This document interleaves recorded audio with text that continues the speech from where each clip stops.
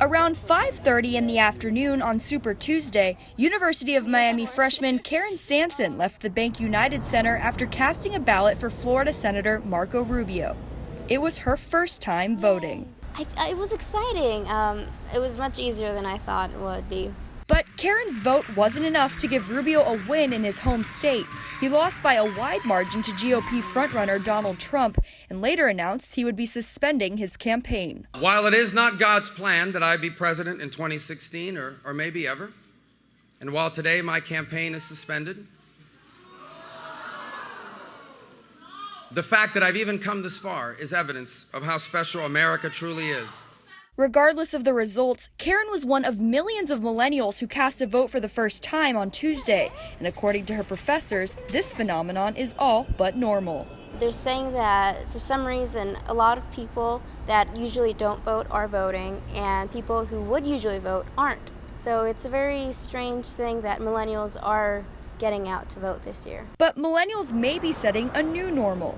Voter turnout for ages 18 through 24 has been increasing gradually since 2004, with the exception of 2012's presidential election.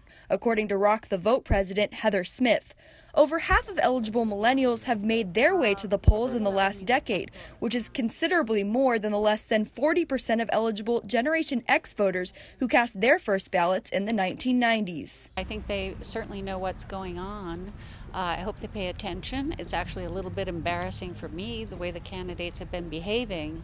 Not a good example to set for the new young voters. In South Florida and elsewhere across the country, a certain burning sensation may be bringing many young voters to the polls. My daughter is a millennial, and I know that all her friends are voting Democrat, at least my daughter's friends, and they are voting for Bernie. University freshman Nicole Seren cast a ballot for the first time on Tuesday, and her vote also went to Senator Bernie Sanders. I think that he aligns most closely with the party that I affiliate with. I registered as a Democrat because the primaries here are closed, but I think that a more accurate description of my political affiliation is Democratic Socialist, which is the way he's described himself as well. She wasn't the only one feeling the burn at the U. Senior Hannah Breedlove also cast a ballot for Bernie instead of Democratic frontrunner Hillary Clinton.